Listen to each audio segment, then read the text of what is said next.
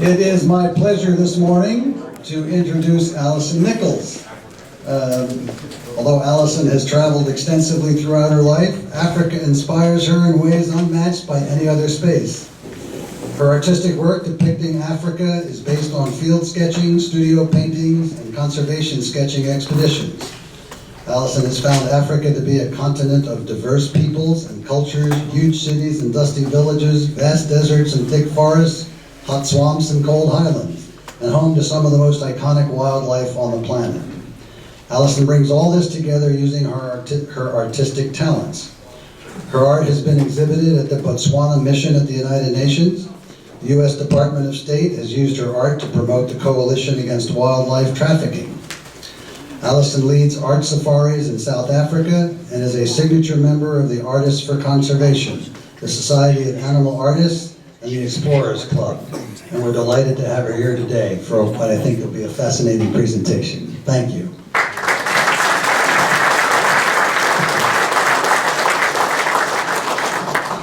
Thank you, everybody. Can everybody hear me okay at the back there? Yeah? Great. So, as Tom said, my name's Alison Nicholls. I'd like to thank you all for asking me to come and speak here today. I'll try not to block the view of the screen here. So, as you might be able to tell from my accent, I am a native American. I am originally English, but my father was in the military, so I've moved around my entire life. I've lived in southern Africa, in Botswana and Zimbabwe for nearly 9 years, and moved here in 2002. And I'm now a joint British and American citizen. I go back to Africa on an annual basis at least. You know, sometimes when I'm lucky I go more than once in a year. My art is inspired by Africa. That's the name of my website. And all of my work is African in its origin. You know, it's either the wildlife, which it began with the wildlife, but more recently I've moved on to sketching and painting some peoples as well, which is what you'll see here. One of the things that I do is try to use my art to help conservation organisations in Africa. And so one of the organisations I've worked with is what I'm going to talk about today, the African People and Wildlife Fund. And this image here was actually of me sketching in a Maasai boma, or homestead, sorry. So we did have a piece of video that I was going to show you. But you know, video can be temperamental, so we're going to skip that and go. We have a short piece later, but there is a video on my website that shows a lot more about my work. But I'm going to move on and just talk about this particular project here: Lions, Livestock and Living Walls. So this resulted from my visits to Tanzania. So here. Oh, does the pointer work? Anybody know? It works, it's not easy to see. Okay.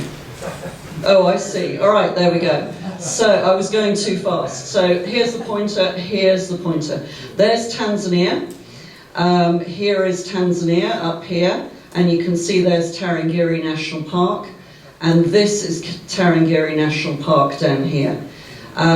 So that's where I was headed, and right next to Tarangire National Park, the yellow here, this is where the African People and Wildlife Fund is located. And Tarangire National Park is not fenced like many national parks, and all of those red dots that you see surrounding the park here are villages. So there are an awful lot of people who live in and around this area. And some of those people used to live inside the current boundaries of the national park before it was declared a national park back in the 70s. And this is pretty typical of the landscape of this area. These are taken outside the park, but you can see there's a lot of scrub and some open grasslands there, a few big old baobab trees. You know, it's a beautiful area. And there's a lot of wildlife that moves in and out of this area. So, like many national parks, the borders of the park are not large enough to provide all the wildlife in the park with enough food and water during both the wet and the dry seasons. So the wildlife migrates outside of the parks in certain seasons, and so as a result, all those people living around the park see a fair amount of wildlife. So my sketching, this is a field sketch that was done while I was in Tanzania. So I sketch in watercolour, well, start with pencil and then sketch with watercolour. You can see that I'm not necessarily using realistic colours. I do have to be careful with that when I come across children who often look through my sketchbook and ask me exactly where I saw these two blue zebra. Or sometimes they just say, that's wrong. But you know, my art, I'm trying to, I like the animals to be anatomically correct, but I'm not concerned about using realistic colours. I often use the colours just to show the mood or the atmosphere. And for some reason, zebra work really well, you know, or zebra work really well in blues and purples. So these are examples of field sketches that I do when I'm actually in Africa. They are 11 by 14 in size, so not too large. And, you know, I need to obviously have materials that dry quickly. Sometimes I'm sketching from a vehicle, so I don't have a lot of space. Sometimes I'm literally leaning against a tree, standing up. I don't take a chair, I don't take an easel. Very, very minimal equipment. Basically everything, my entire sketch kit, except for the paper, fits in a regular pencil case because I have a fold-up art kit which is very, very small. So that's how I sketch. Now all the dots that you see in this, hang on, let's see, there we go, here's the pointer over here. All the dots you see in the background over there, they are all wildebeest. So this was part of the migration. Pretty difficult to sketch actually, kind of overwhelming, but there we go. So APW, as I'll call it, the African People and Wildlife Fund, they work in this area outside the national park, and they're surrounded by predators as well, who live both inside and outside the park. And you can see top left there is a serval, and bottom left is a leopard, and obviously on the right there is a lion. And these images were taken using camera traps like the one that's being set up over here. So there's plenty of wildlife around. There are also, as you saw from the map, plenty of people. And the majority, not everybody, but the majority of people in this area are the Maasai. And they're pretty well known for their colourful shukas, as you can see, very typical for the men to wear the reds and the dark blues, and the women to wear more sort of flowery designs, different colours. They're also, you know, they're known as being a very warrior-like tribe, and well known obviously for the rituals that they would go through as part of their, particularly as part of gaining manhood, one of which was to go out and kill a lion, which is no mean feat when you are at the other end of a spear. No guns, yeah. They're not all as people think they are. Everybody thinks that every Maasai man is over 6 foot tall, and no, there are some short Maasai as well. But you can see that they wear very elaborate clothing. This was for a ritual ceremony, another period in manhood where the men who are seated here are actually moving up in the levels of the community. They're moving up to become elders. So that's what this ceremony was about. So a lot of the jewellery that you see the women wear, particularly the women in the centre there, over here. You know, they wouldn't necessarily be wearing this every day, but they do wear a lot of necklaces and earrings a lot of the time. So the Maasai are living all around. They're also well known for their dances where they leap into the air, quite staggering distances. And this was one of my field sketches. The first image that you saw where I was surrounded by people, that was some of the men from this dance. And you know, in the end I had to ask some of them to go back because I realised that everybody I was trying to sketch was standing behind me now, looking over my shoulder. So I do a lot of sketching when I'm there. You know, this was one morning we go to one of the homesteads to see the cattle going out to graze. And this was my sketch from that morning. If you look carefully at my work, you know, you can see it's, as with many artists, you know, you don't have to paint every little thing in minute detail to get the effect across. So actually, if you do look closely at some of my cows here, I think that this grey one here is actually the only one that has a head, 2 horns and 4 legs. You know, the others, oh, this one may have 4 legs, yeah, no, that one does. But you see at the back here, you know, I'm just using the hump of the shoulder here, you know, and the sort of, the mess of legs behind, and just silhouettes to show that this is a herd of cows and not just 2 or 3. So that's something I do, you know, regularly in my art. You know, if you're painting a tree, you don't need to paint every leaf and every branch. You know, maybe you paint a couple close up so people could see that, you know, oh, that's an oak, and then your brain fills in the rest. You know, so with my art, and you'll see it with some of my paintings in a moment, it's not about being photorealistic by any means. So this piece of video, actually, you know, we might skip this video as well, but because it's really just cows mooing.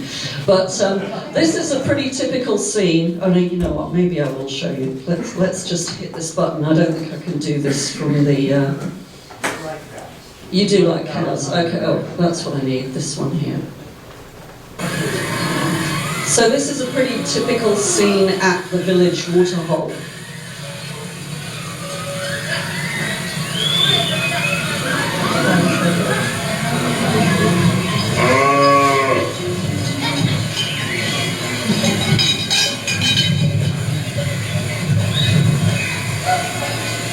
And you can see there are other herds of cattle queued up in the trees there, waiting to come down.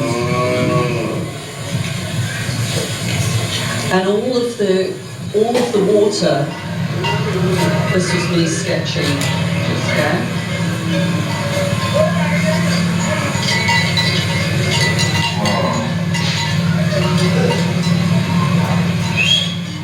I haven't actually put the heads on those 2 guys yet, but but all of the water for the village, you know, for everything, for people cooking, washing, drinking, for watering the cattle, all the other livestock, all of that water comes from one stream.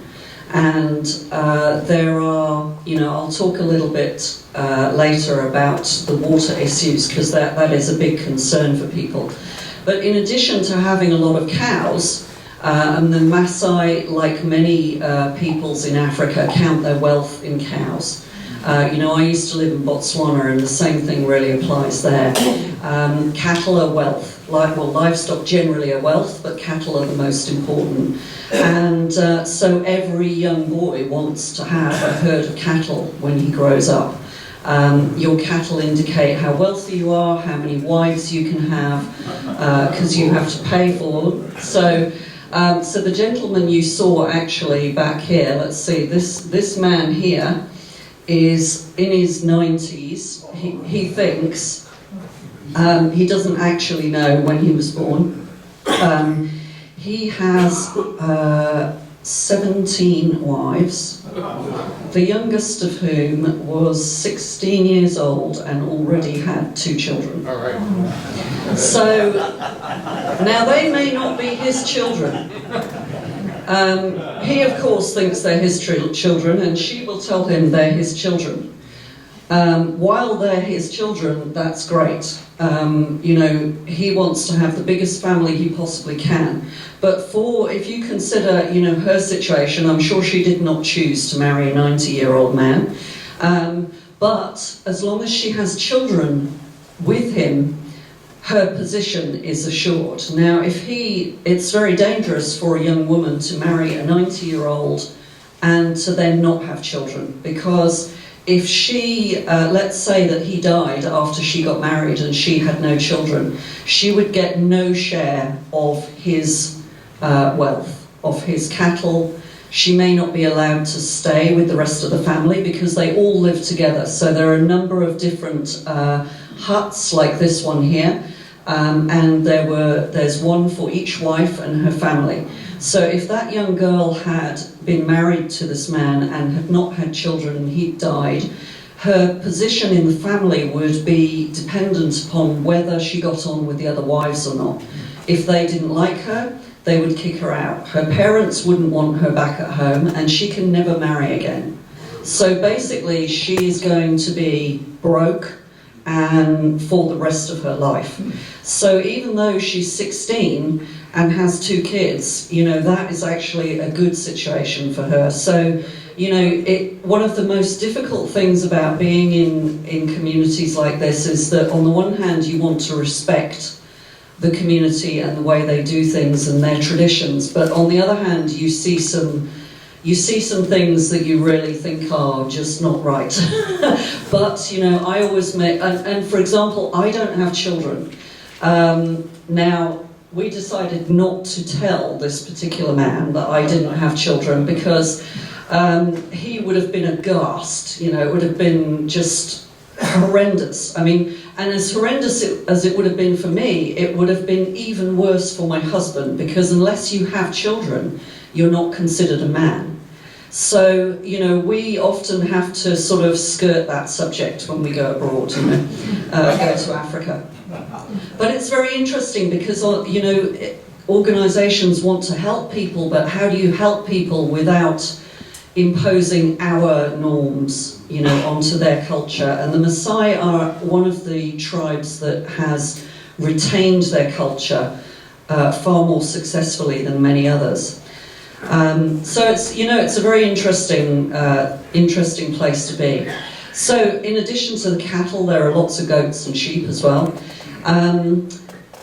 The project APW was started by Lely Lichtenfeld, who, sorry, I'm looking for my pointer, there she is over here. She's actually from New Jersey. She's a very smart woman. She was a Fulbright scholar. She went to Tanzania, and she now speaks fluent Swahili and is learning Kimasai as well, because a lot of the older members of the community don't speak Swahili. Swahili is the common language at school in Tanzania because there are more than 98 different languages spoken in the country.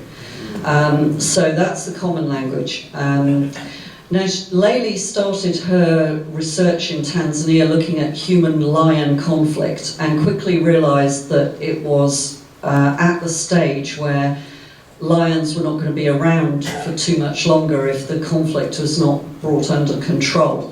So she began this project, and they are now, they're doing extremely well. They have amazing results, and I'm going to show you a few of the things that they do. Her husband, who is the other side of me here, Charles Trout, he was born in what's now the Democratic Republic of the Congo. He speaks Swahili like he grew up with it, even though he didn't. And so his family's several generations in Africa. But apart from those two, the rest of their team are Tanzanian, mostly Maasai from the local community, like these guys here. Some of them are not Maasai, so Neo down here and Dennis there. They come from different communities, but generally they try to employ local people in the project, of course. So they have game scouts who go out and look at any kind of, instances of conflict that have occurred. They have education programs. This was an initiative about beekeeping. There are now more than 700 beehives set up, and this is something that the women do. And this is a typical beehive hanging from the tree here. So basically it's a hollowed out log, and they are hung in the trees. One thing that they discovered, APW discovered after doing this, is that there is a cultural norm in the area that when a beehive is hanging in a tree, you don't clear the bush in that area, certainly not under that tree and not in the surrounding trees. So actually hanging beehives is not only a way of making honey, bringing income, but it's also a way of conserving the habitat in quite large areas now that they have 700 beehives hanging up. Because obviously overgrazing and all sorts of other issues are a problem here. While I was there, I did a lot of sketching of the women. This was at that same ceremony that you saw the photograph of. And again, this is just to show you a quick sort of artistic tip here. So when I'm painting the faces, let's take this woman here, I don't paint her headdress, which is white. That is the colour of the paper. All I do is paint the area where I want her face to show and the top of her head. And you can see the same thing applies with these neckbands here, the large necklaces they wear, which are all beaded. I haven't painted any of the white, I'm just painting the marks here and the yellow around the edge, and they have the odd blue beaded section in the middle. And patterned clothing, you want to make sure you don't do straight lines, because obviously clothes don't fall in straight lines. So that's the way that I sketch. It was really interesting sketching the women in particular. This was a group of women who were having tea one day, and I actually was having tea as well, and I was literally taking sort of mental notes of how they were sitting. And because they were only sat here for a few moments, and then I sketched it once they'd actually gone, because the way I find it works is when I'm in an area for a while, it's almost like having a little bit of your own photographic memory. You look at something and I'm thinking about proportions, so I can see it in my mind's eye, and then I can sketch it even after that incident has happened, which is why I can rely on my memories in order to help me with my paintings. I don't paint even in the studio, from photographs. So this was a woman who was making tea on a fire.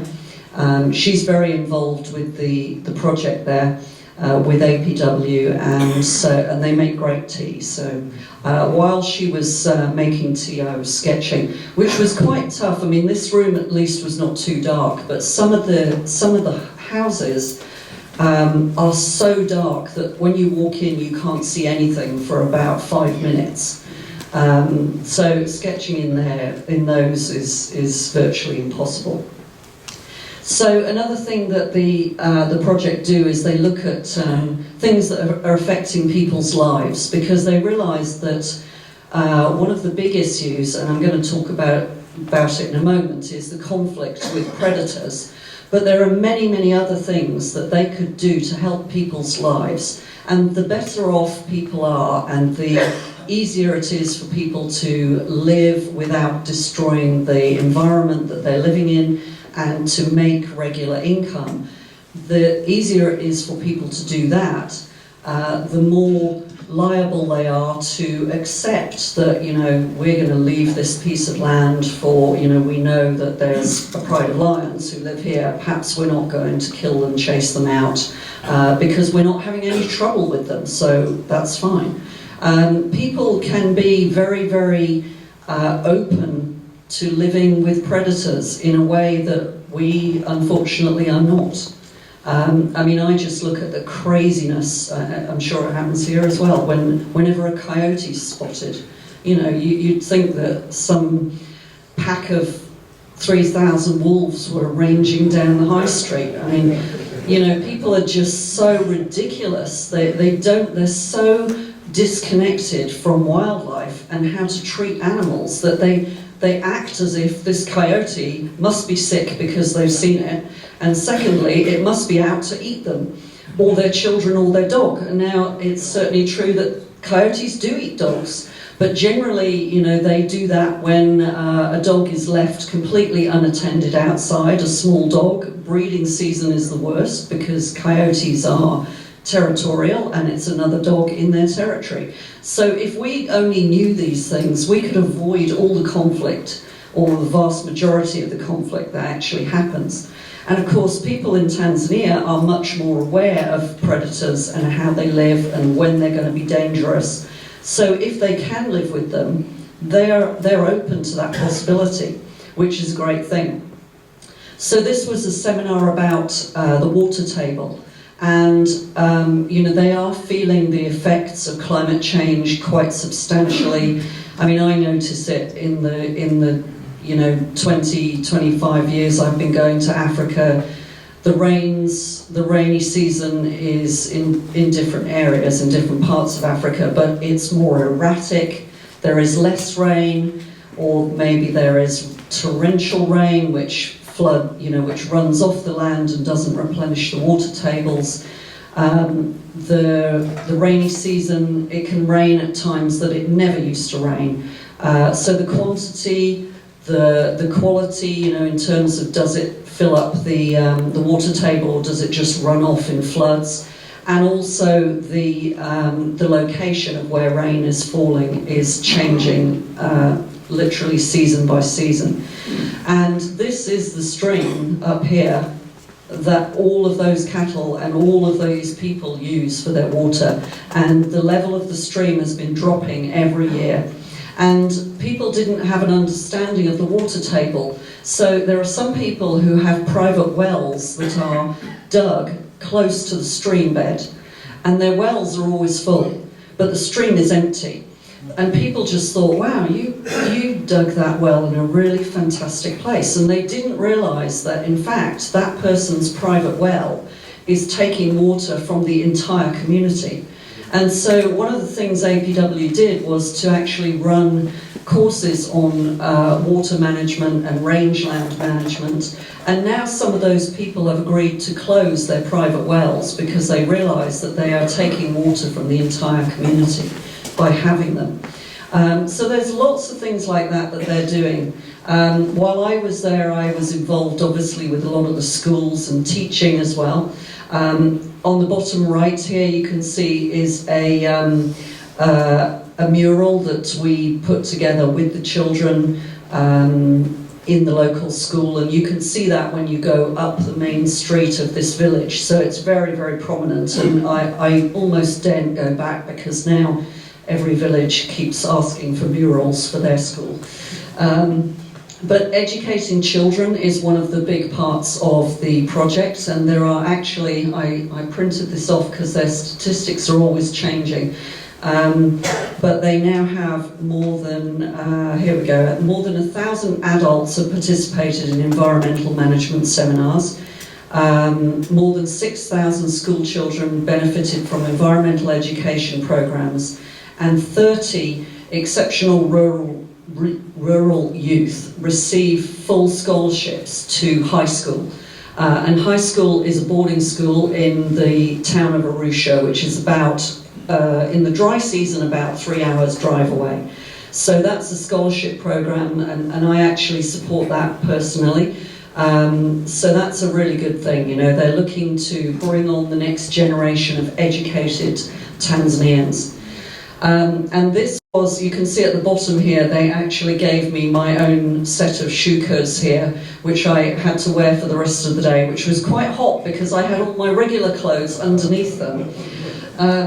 But that was great. So this was me up in the top right here. I took some posters of some of my recent paintings, and I was explaining, you know, how I use colour. And in that particular painting, you can see I've used, you know, reds and oranges and yellows, you know, to show the heat of this herd of cattle returning home to the boma.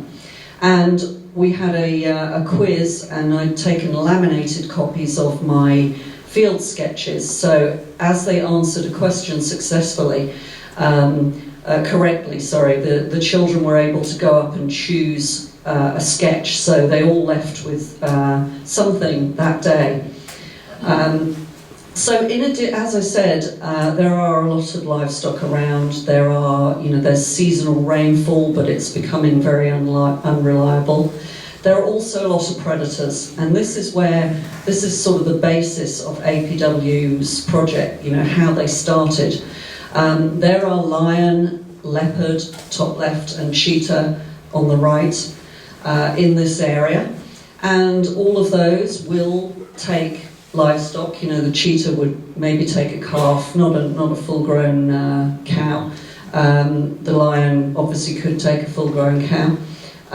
There are also hyenas on the top and African wild dogs on the bottom. Now, a lot of people confuse these two species, but you can see when you see them side by side, they're really not at all similar.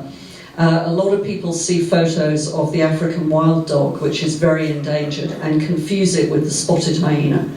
The spotted hyena is actually not a dog or a cat. It's more closely related to civets and mongooses, whereas the African wild dog is a canid, but it is way distantly related to our domestic dogs, branched off, very long ago, and differs in many distinct aspects. Like, for example, they don't have a dew claw, which your dog has on its leg up here. These dogs don't have that.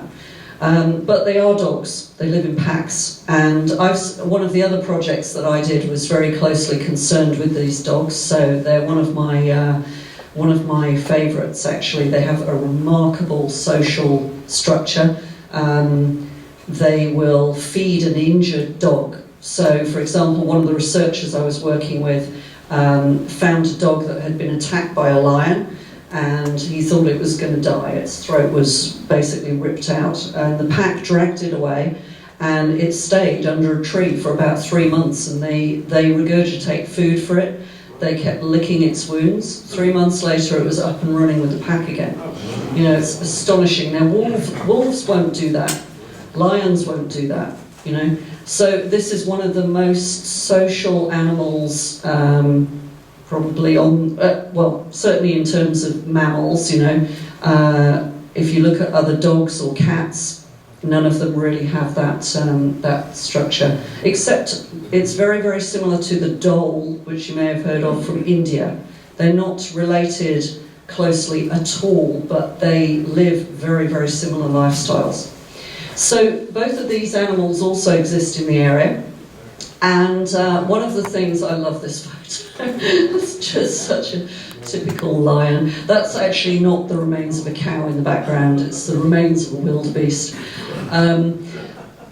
So lions, Laley started her research and looking at lion-human conflict, and the accepted numbers nowadays are really that there were probably 200,000 lions in Africa about a century ago, and that now there are, the high estimates reckon, through 30,000, the low estimates say maybe 20,000.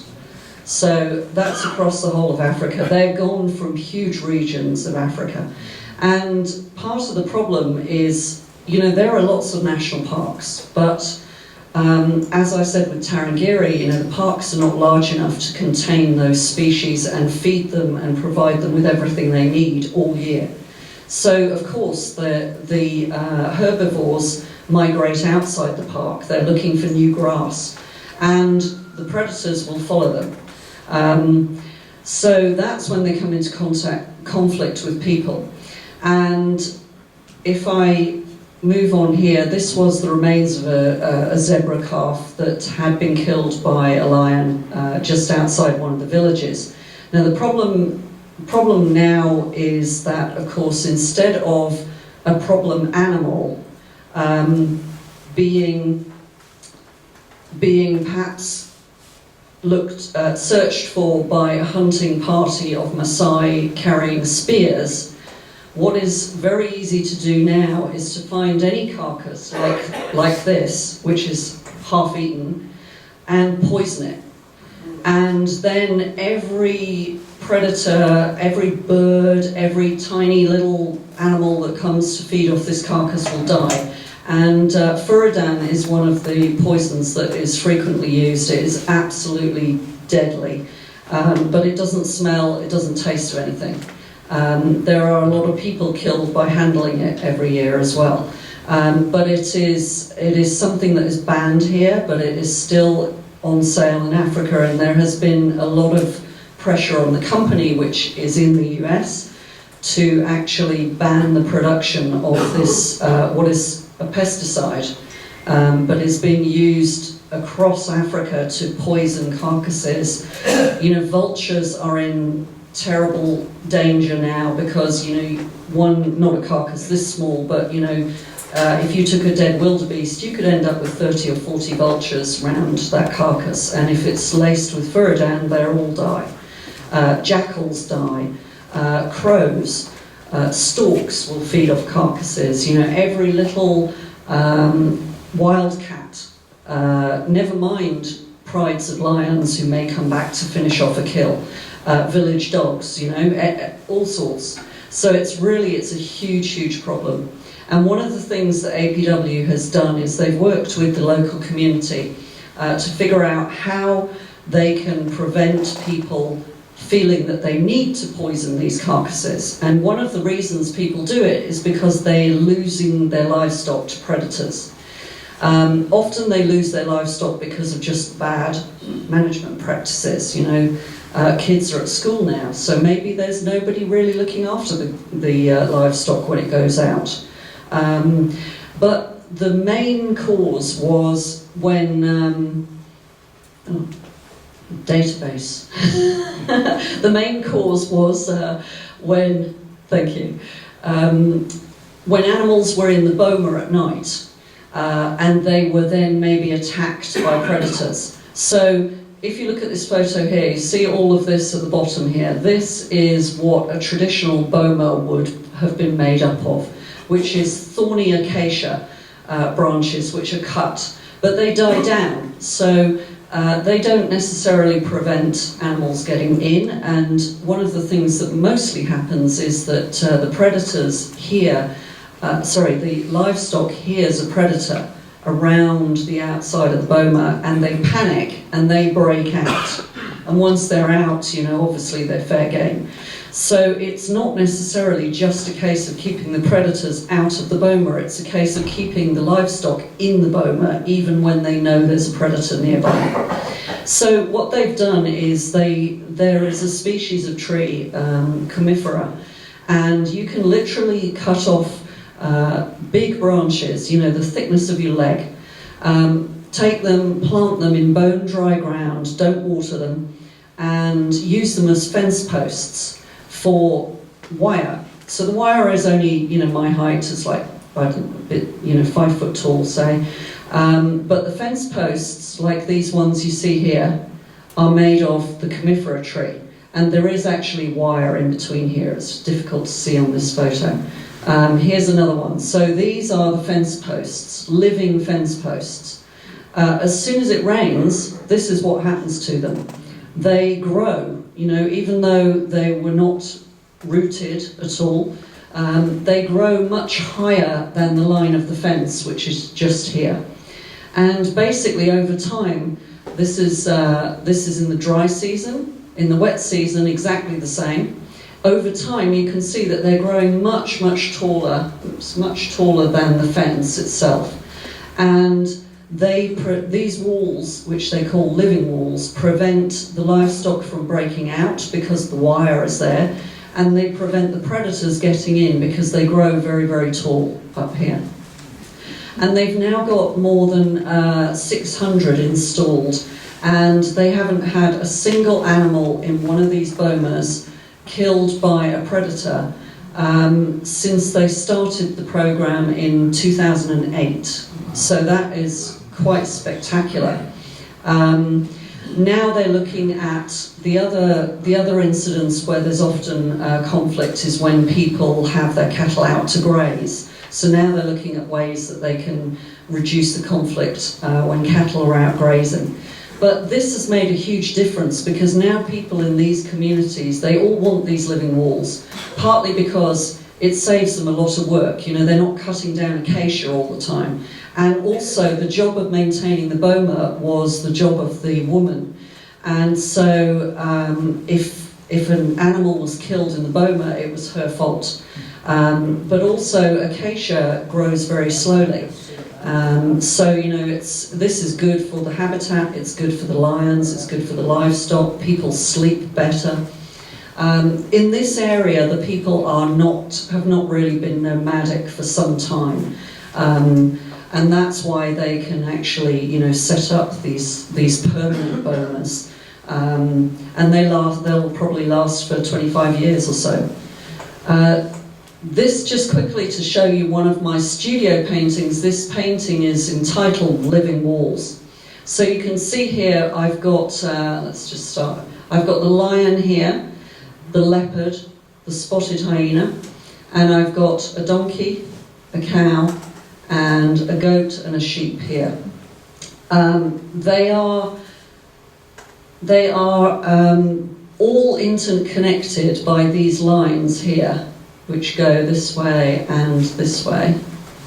And those are showing the lines of the wire fencing.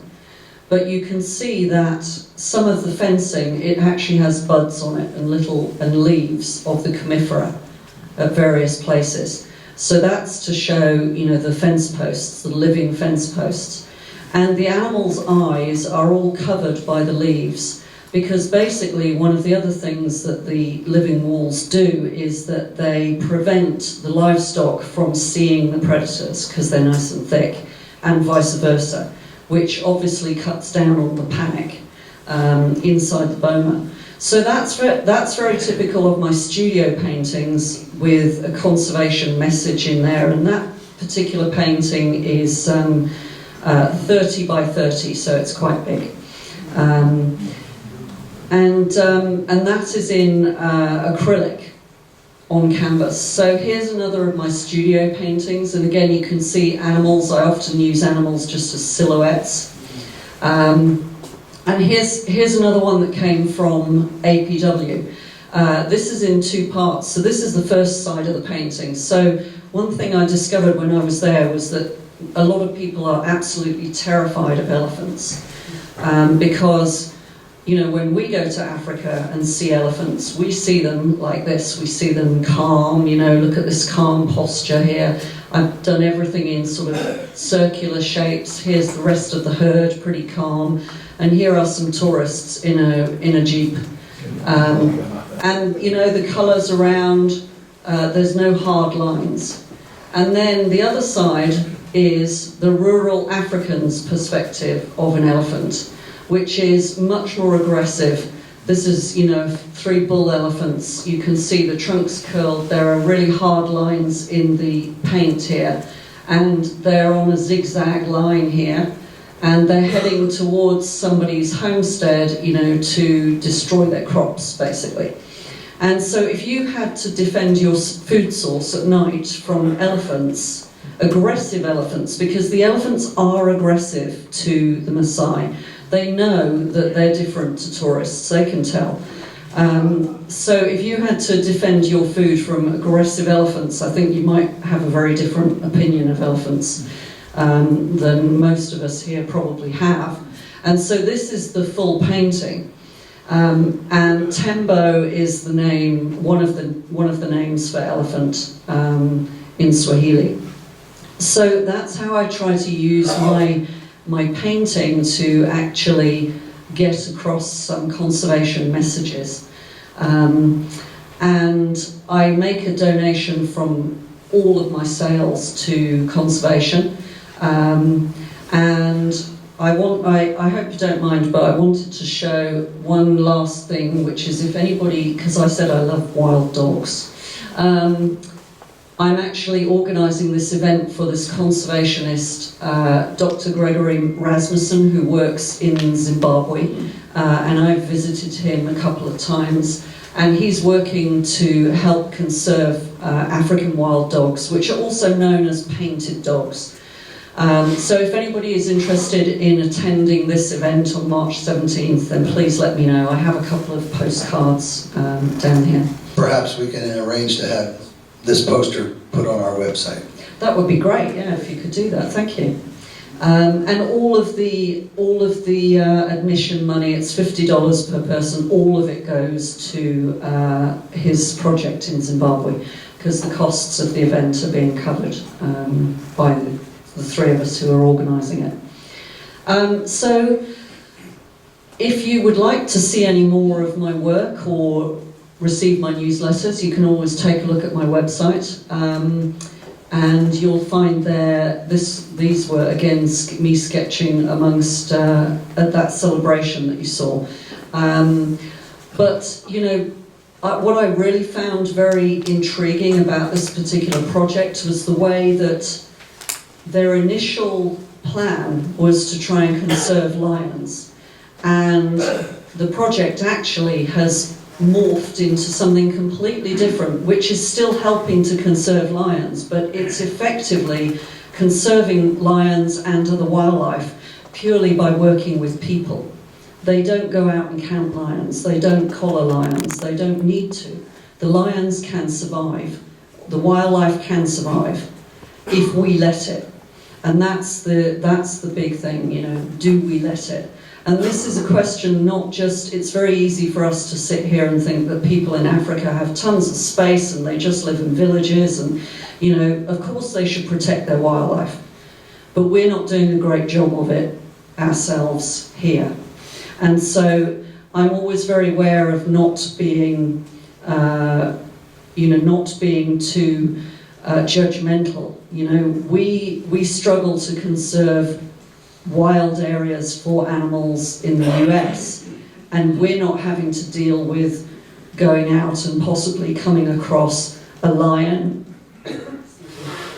a hyena, a leopard, an elephant, a buffalo, a crocodile, a hippo, any of which could kill you, you know?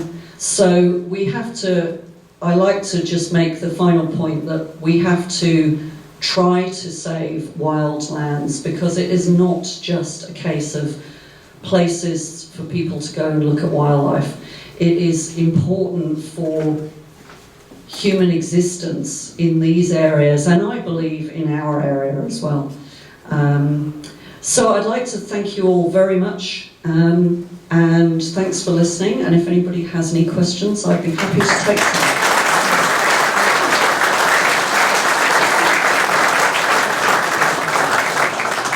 Thank you. Yes, we've got a question. Thank you for all that. How do these people make those beautiful, colorful, patterned clothes? Unfortunately, they don't make them. They come probably from China. No, I mean, you know, we all think, I mean, I did, I thought this was the traditional outfit of the Maasai. No. The traditional outfit of the Maasai, of course, is, you know, animal skins. But once these materials started being made available, and I don't know, in the 50s or 60s, I don't know, maybe the 60s, that is what everybody wears, yeah. So they do buy them. Interestingly enough, I bought one, and I read on the label, it said, do not dry clean only. I was expecting that, but it did say do not dry in the sun. Right, so all those people with their shukas laid out on bushes, not following the instructions. Yes. Question. I noticed your little comment about the bees being hung everywhere, and I read about the African bees being so aggressive and dangerous. Is that part of that situation, or are they adapted, or are they tamer? You know, I know that's a funny thing. I've not actually heard anybody make any comments about, you know, oh, our bees are so dangerous. I mean, they do get stung, you know, but they smoke them out. You know, no, it's not something that I've ever really come across. I think, was it or maybe it was South American bees. South American, yeah. Yeah. Over here. Yes. It's sort of a two-part question. One is that this game park that you travel to in Tanzania, does it attract a lot of casual tourists and people with in the jeeps with guides? And sort of related to that, I was very interested in the photographs where the local people are watching you sketch. And, you know, with digital cameras, there must be a lot of exposure to electronic images, but do you find that there's a particular curiosity because you're engaged in painting and drawing? Yeah, so first of all, Tarangire is not one of the most visited parks in Tanzania because there are a lot of parks on the sort of northern circuit that people tend to go to. In terms of, it's just slightly more out of the way. The main entrance to the park is in the north, so it's a fairly long, thin park. So even the people who do come to visit Tarangire don't generally pass by many of the communities, and certainly not the ones where I was. So they really don't see benefits from the park. In terms of casual visitors, you know, like people from the local community, no, they never go into the park because you have to go in a vehicle. You know, most people don't have vehicles. You have to pay, you know, they can't pay or don't want to. And to be honest, you know, it's, if you look at lifestyle, you know, most people's aim is to live like we do. Not everybody, but a lot of people. So the last thing they want to do is to go and camp or stay in a lodge in the bush and see animals. But when the children go in, they love to see the animals because, you know, they only see them as a threat normally. You know, they're going to eat our crops, they might kill us, you know, things like that. So when the children are taken into the park, that's always a great thing because then they can actually sit in the safety of their vehicle and look at a lion and go, wow, you know, and they hear stories from their grandparents and even their parents about how there just isn't, the wildlife is just not there like it used to be, you know.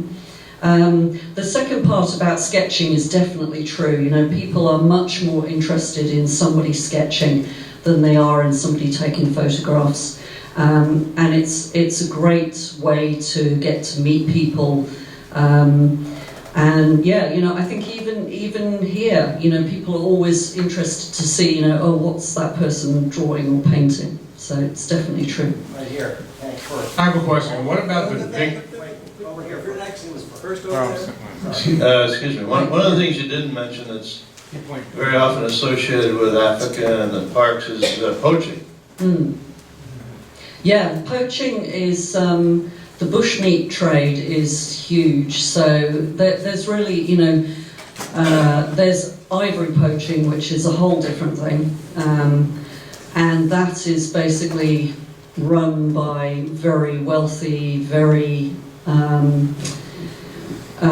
organised groups. It's not generally a case of somebody just going out and killing the odd elephant and then figuring out what they can do with the ivory.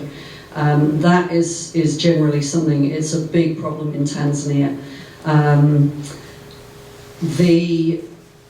So that's the ivory poaching. The other kind of poaching, which is basically people living off bushmeat. You know, the Maasai don't eat bushmeat. So in terms of Maasai doing that, it's not that common. But it's certainly in other areas, like in other countries where people live around national parks, there is a huge problem often with snaring, snares set to catch, say, antelope or something like that, the wild dogs get caught in them a huge amount because they travel huge distances. So all kinds of animals can get caught in snares that are not necessarily intended to catch them. And the bushmeat trade, you know, on the one hand, you might find the odd person who's doing that for their own consumption, but a lot of it, to be honest, is for sale. So it really is more poaching rather than just, you know, obtaining meat for your own family. Yeah. What about the big game hunting camps in Texas? That helping wildlife, or is that not? No, it doesn't help wildlife at all. They say that helping them breed and keep yeah, the species going. The problem, I mean, I'm not opposed. I have to say, I'm not entirely opposed to hunting, because I see the big problem these days for wildlife is space. Now, I know Botswana better, but Tanzania is exactly the same. There are huge concessions and areas given over to hunting that are not national parks. They will never be national parks. Botswana banned hunting a couple of years ago, and now you know, what's going to happen to that land? A lot of species can live in hunting blocks without being hunted. And what happens sometimes when that land is no longer available for hunting is that, oh, now the cattle are grazing right up to the boundary of the national park. And it's so much easier for poachers to get into the national park because they're here with their cattle. You know, I was just here with my cattle, you know. So space is a huge thing, and hunting provides space. You know, people don't poach in hunting zones, strangely enough. Generally, you know, because they know that there are people out there are people with guns. So I do believe that predators should not be hunted because their numbers are getting too low. And if you look at, let's say somebody goes out to hunt a lion, I will get back to Texas, I promise. Somebody goes out to hunt a lion in Africa, let's say, you know, a male. The thing about hunting is that often what's wanted is the prime animal, you know, the biggest, the best. And if you kill a male lion who is in charge of a pride, that's another male will come in and take over that pride, and that male will kill all the cubs that belong to the male that has been killed. And he may kill some of the females. Some of the females may leave because their cubs are older and they know what's going to happen, and they may leave. So the entire pride can be disrupted, and there's this kind of effect that goes beyond that pride. You know, some male lions dominate 3 or 4 different prides. So it's a massive impact that hunting can have just by taking one animal. In terms of, you know, breeding and parks that exist overseas, there's really no, unless they're involved in a species survival plan, which some may be, but most are not, then the conservation value of those animals is really irrelevant, because nobody has any idea how they're bred. They're probably inbred. They're bred to be hunted. You know, South Africa has a massive problem with canned hunting, which I'm sure some of you may have heard of, where lions are being bred for hunting. And if you ever get the opportunity to go walk with lions, don't, because those places are, I mean, I can speak from experience. When I first went to Africa, just before I moved there, my trip was booked by somebody, you know, we didn't book it ourselves. They sent us to a place in South Africa, which I loved. You know, I was completely green, didn't know anything about the place, loved it. We could go for a walk with this little lion cub and this young wildebeest, and there was a cheetah and there was a Doberman, and it was amazing, you know, really amazing. But when I look back on it, I think, yeah, you know, there was a reason they had all those lions, and they were breeding them for hunting. And basically, when those little cute lion cubs get to the age where they can't be trusted with people anymore, off they go to a hunting reserve, you know. or not even to a reserve, but to very small fenced enclosures. Some people are really not shy about shooting a lion in a space, 4 times the size of this room. I mean, it's horrendous, and the breeding of those animals is uncontrolled in much the same way as the breeding of animals in hunting areas in places like Texas is largely uncontrolled. Personally, I don't believe that anybody should be allowed to own a wild animal. No matter if they grow up with you, take that case, was it Stanford not very many years ago, the woman with the chimpanzee? It never ends well. Never ends well. And the more we get, we see lots of this, the cute lions, and then they're going to release them into the wild. They are not going to release them into the wild, because those lions know people.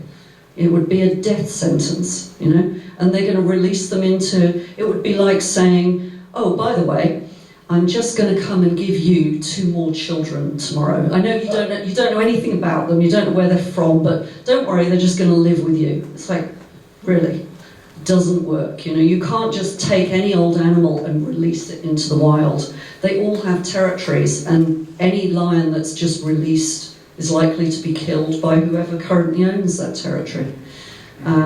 So uncontrolled breeding, for various reasons, is a real problem. And sanctuaries, the same thing. A real sanctuary does not breed. There are places that rescue animals.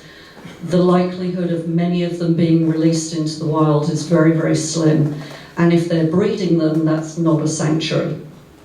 So, I would be very, very careful. It's something that is really, tourists get taken in by it. I was taken in by it. It seems wonderful, but you're actually perpetuating a very sad industry by walking with lions or doing all sorts of other things that you can do with so-called wild animals. Sorry, that was a very long answer. My question takes a bit of a different turn. When you could imagine in the future that the numbers of wild animals, the open spaces, and the traditions of the Maasai are no longer present, what effort is being made to prepare these people to live in the 21st and ultimately the 22nd century and beyond? Well, that's a tough one. It's like, with many cultures everywhere, the young people want to go to the cities. So there's a natural movement of people, if they can, to go to the city, to get education, to get a job that pays money. But the Maasai do hold very strongly to their culture and traditions. So I think it will be a long time before the Maasai decide to suddenly move into town. But the question is, education is available for elementary school, that's free in Tanzania now, but some children can't make it to a school, they don't live close enough. And high school, there may not be one, there's no electricity. So that in itself is a huge issue. But mobile phones are everywhere. Cell phones, they literally are. I couldn't get over, every man had a cell phone hidden somewhere about his person, and they never ever look at it and go, oh, I won't take that call. They always answer their calls, So you could be in the middle of who knows what, we're bumping along in the middle of, nowhere, looking at lions, and then suddenly ring, ring, ring, oh yeah, how are you doing? I'm fine. But they're being used in a way that we don't use our phones, so people can transfer money. They're, in many respects, they're way ahead in terms of those kind of apps. And people now are calling their friends to say, how's the grass looking down your way? So they don't, which is kind of good because they don't move their cattle to an area where there's no grazing. But on the other hand, everybody knows where the good grazing is. So there's cell phones, huge, absolutely huge. Oh, Are there any conflicts between tribes? Yes, not in this particular area generally, but there, you know, certainly they had some very interesting stories from the project when they were trying to build their education centre, which is actually built on land that was donated to them by the local village, which is really unusual. And so they actually had people come in to help building. You know, the Maasai are not generally involved in construction, so they had other people come in, and there was an argument at some point about something that and basically this guy had to flee for his life in the back of a Land Rover, not you know, under coats and things, so nobody would see him as they passed through the village, because you know it was really a case of if you get on the wrong side of the Maasai, you're going to know about it. But if you go to other countries like Ethiopia, they have massive problems because their herders in the tribes up there, they're not carrying spears, they're carrying AK-47s. And the problems with water that people are experiencing, that water is, you know, I'm sure you've heard people say water is going to be the next big conflict. It is massively problematical in Africa. One more. I'm very interested in the living fences that you showed. I've been involved with a project to the west of the Serengeti, and the fencing is hugely expensive for us there. I would imagine that none of these farmers and herdsmen can afford that kind of fencing, but it obviously is working very well, and I'm wondering if the government has taken notice and if perhaps they might be doing anything to spread that practice. Well, I don't think the government is doing anything on that front, no. I mean, the fencing, the family who has the boma that gets a living wall, they pay 25% of the cost, and which could be about $50, say, for a big boma. And they cut the conifera and they install it, you know, under instruction from APW. So they do pay part of it, but yes, they can't pay fully. So basically, it's really being left to conservation organisations to spread this around and fund those things. And I know that APW works with various other organisations in Kenya as well, and they are now also working. I'd have to look it up and let you know, but they're working somewhere outside of the Maasai Steppe area of Tanzania as well. I think maybe even around the Ngorongoro crater area. So basically the success of this is, you know, people are telling their friends, and the surrounding villages want these walls, because the other great thing is that not everybody needs to have one. You know, what they do first is they look at which particular homesteads are experiencing the highest level of conflict with predators, the highest level of livestock losses. And they actually found, when they even only had a few living walls installed in one village, that they managed to drop the livestock losses by 30% just by installing a few living walls, because it was happening at the same places again and again and again. So it, you know, and it obviously it only works for people, or this particular style of living wall only works for people who are not going to be moving around a lot, you know. But, you know, yes, you know, feel free to ask me afterwards and we can... Oh, I bet that's my phone. I do apologise. I did not set it on a timer that meant Alison stopped talking. Thank you.